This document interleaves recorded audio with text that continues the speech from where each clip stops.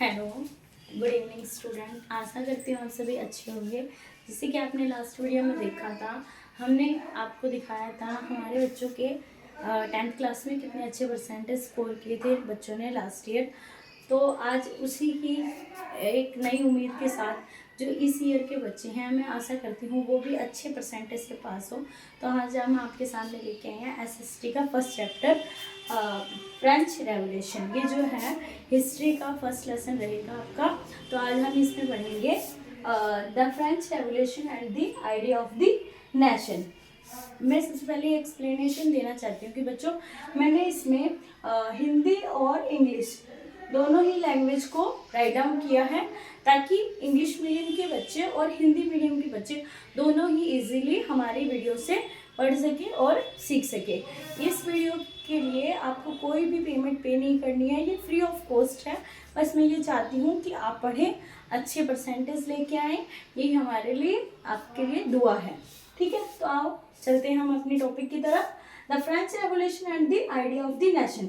सबसे पहले तो हमारा इसमें क्वेश्चन रहेगा कि फ्रेंच रेवोल्यूशन है क्या। मतलब सबसे पहले तो रेवोल्यूशन की मीनिंग क्या है।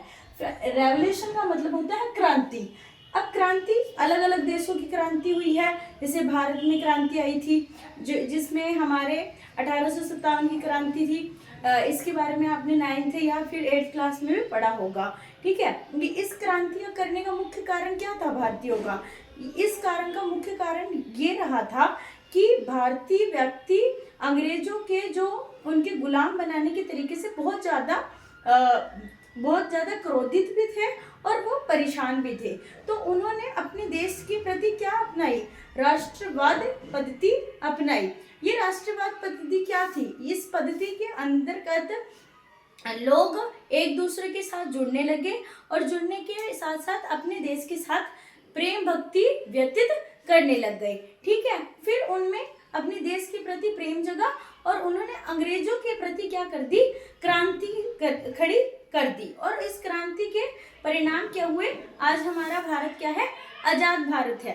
तो यही क्रांति सबसे पहले कहाँ आई थी, फ्रांस में। ये क्रांति कहाँ आई थी बच्चों, फ्रांस में। इस क्रांति को क्या नाम से जाना जाता है, फ्रेंच रेवोल्यूशन के नाम से जाना जाता है। ठीक है, अब जैसे कि आपको मैंने पहले ही समझा दिया है कि क्रांति क्या होती है और ये किस तरीके से होती है। अब इसमें देखिए, अब ये फ्रेंच रेवोल्यूशन है, तो ये क्रांति कहाँ आई है, फ्रांस में आई है। और ये क्रांति कब आई थी, 789 में।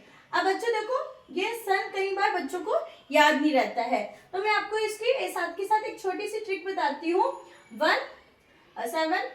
7 के बाद क्या आता है नेक्स्ट वर्ड, 8 के बाद क्या आता है 9। अब आपको इजीली इसकी जो सन है वो याद रहेगा। ठीक है, अब ये क्रांति फ्रांस के लोगों में कब आई है, 1779 में, मतलब 1789 में आई है। अब वहां के लोगों में क्या उत्पन्न होने लग गया, राष्ट्रवाद उत्पन्न होने लग गया। पहले क्या था, वहां पे निरंकुश शासन देखा जा सकता था। इस निरंकुश शासन के अंतर्गत क्या हो रहा था, निरंकुश शासन में जो राजा था वो व्यक्तियों को मतलब वहां के प्रशासन को इस तरीके से चलाता था कि भाई लोग उसके अंडर में काम करें और वो उनसे क्या करे, दबते रहे।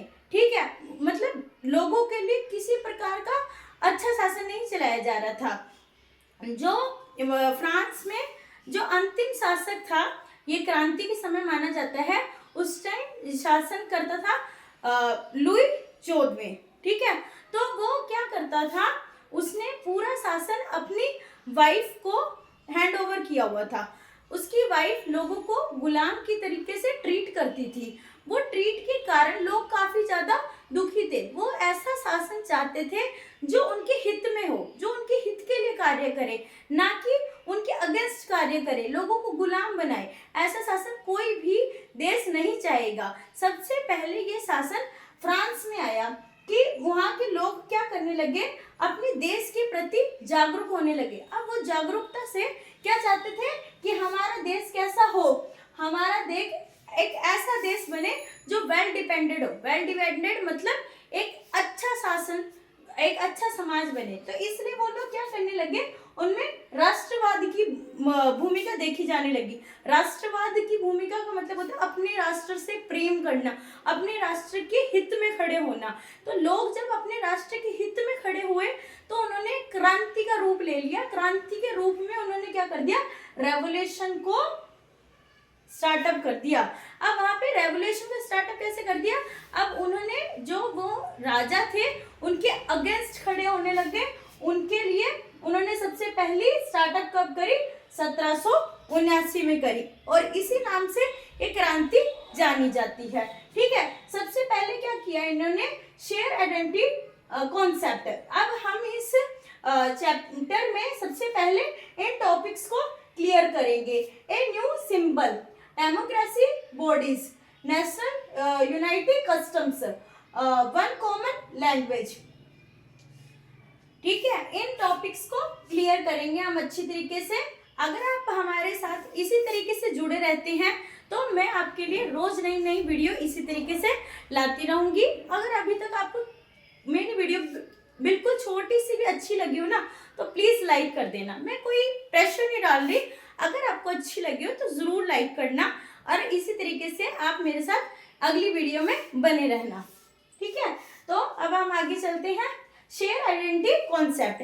अब देखो, शेयर किसी को अपना शेयर क्या होता है, नॉर्मल सी बात है, आप सभी जानते हो शेयर करना, चीजें बांटना, छोटे से सीखते आ रहे हो शेयर करना क्या होता है।